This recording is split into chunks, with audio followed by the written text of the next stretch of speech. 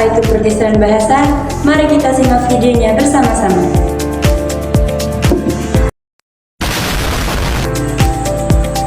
Pergeseran bahasa merupakan pilihan bahasa dari satu generasi ke generasi lainnya, di mana para penutur secara bertahap beralih dari bahasa mereka masing-masing menuju bahasa yang lebih dominan. Teman-teman, pergeseran bahasa itu tidak terjadi begitu saja. Ada beberapa faktor yang mempengaruhinya dalam kehidupan sehari-hari. Nah, tanpa kita sadari, kebiasaan kita dalam memilih bahasa, baik di rumah, di sekolah, maupun saat kita bergaul, ikut menentukan apakah suatu bahasa itu tetap digunakan atau malah mulai ditinggalkan. Nah, sekarang kita akan membahas faktor-faktor yang menyebabkan terjadinya pergeseran bahasa. Pertama, faktor prestisius atau gengsi. Dalam kehidupan masyarakat, ada anggapan bahwa bahasa tertentu itu memiliki nilai yang lebih tinggi. Misalnya, dianggap lebih modern, lebih keren, atau lebih menunjukkan tinggi pendidikan seseorang.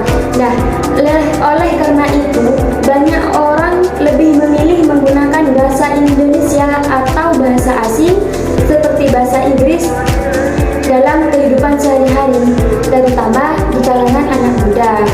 Yang kedua, faktor pendidikan.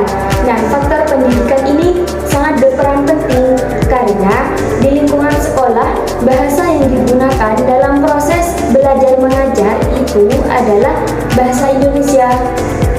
Bahkan kadang disertai bahasa Inggris. Nah, hal ini membuat siswa lebih terbiasa dan lebih lancar menggunakan bahasa tersebut dibandingkan bahasa daerah. Nah, seiring waktu, kebiasaan ini menyebabkan bahasa daerah semakin jarang dipakai, bahkan hanya digunakan dalam situasi tertentu saja. Yang ketiga, yaitu faktor urbanisasi atau perpindahan penduduk ke kota turut mempercepat pergeseran bahasa, di mana di kota masyarakat berasal dari berbagai latar belakang dan bahasa yang berbeda. Nah, untuk memudahkan komunikasi, mereka menggunakan bahasa yang sama, yaitu bahasa Indonesia. Nah, akibatnya penggunaan bahasa daerah ini semakin berkurang karena tidak semua orang itu memahaminya. Yang terakhir yaitu faktor keluarga. Faktor keluarga menjadi faktor yang sangat menentukan karena di keluarga itu kan merupakan tempat pertama seseorang belajar bahasa. Nah, jika orang tua itu tidak membiasakan penggunaan bahasa daerah kepada anak sejak kecil, maka anak tidak akan terbiasa menggunakannya. Banyak orang tua yang lebih memilih menggunakan bahasa Indonesia dengan alasan agar anak itu lebih mudah beradaptasi di sekolah. Nah, hal ini menyebabkan bahasa daerah itu tidak diwariskan kepada generasi berikutnya. Adapun beberapa dampak pergeseran bahasa. Yang pertama, dampak budaya. Apa itu dampak budaya? Dampak budaya adalah perubahan atau akibat yang muncul terhadap nilai, kebiasaan, cara berpikir, dan perilaku suatu masyarakat akibat perubahan tertentu. Nah, aspek dari dampak budaya ini yakni hilangnya kearifan lokal, hilangnya ungkapan adat, dan hilangnya nuansa nilai sopan santun yang khas. Contohnya, seperti ungkapan, kok suaraku mboten hilang.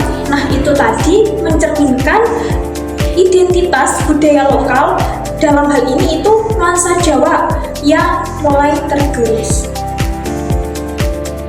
Dampak identitas. Identitas adalah ciri khas yang dimiliki oleh setiap orang atau kelompok. Identitas bisa berupa suku, agama, bahasa, budaya, bahkan hobi dan cara berpikir.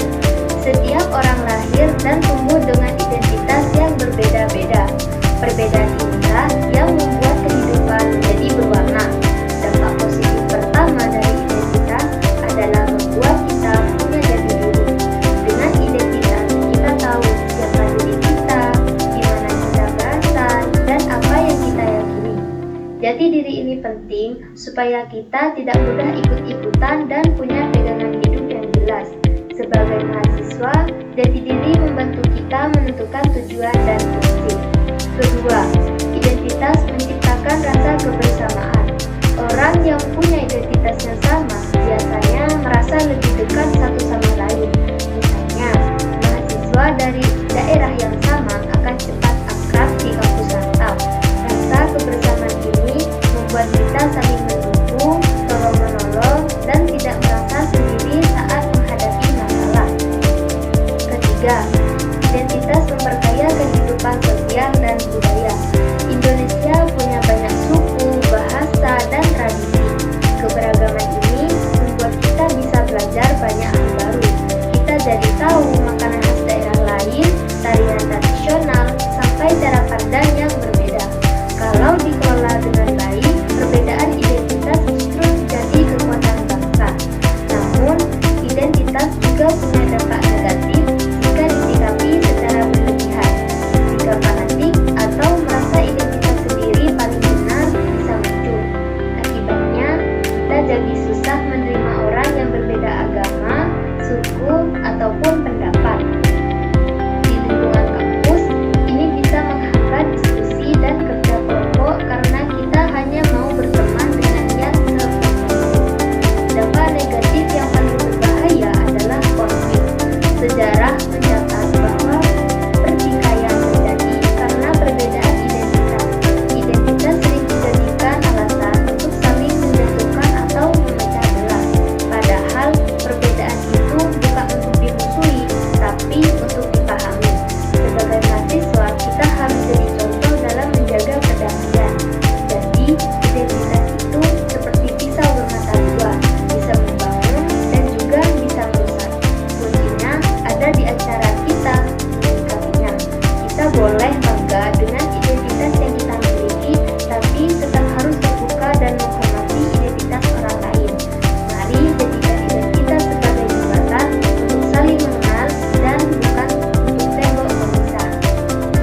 Adapun dampak kewarganegaraan, pergeseran bahasa lokal membuat bahasa lokal semakin jarang digunakan. Dampaknya, keberagaman budaya dalam suatu negara ikut berkurang. Dalam kewarganegaraan, bahasa lokal sangat penting untuk menjaga identitas negara. Jika bahasa lokal ikut melemah, kebinekaan tunggal ika juga ikut melemah dan masyarakat bisa kehilangan ciri khas budayanya. Tapi kita juga harus berpikir kritis, nggak semua perubahan bahasa itu buruk. Ada perubahan yang memang alami karena perkembangan zaman dan kebutuhan komunikasi. Tapi pertanyaannya, apakah kita meninggalkan bahasa daerah karena pilihan sendiri atau karena lingkungan yang membuatnya tidak penting?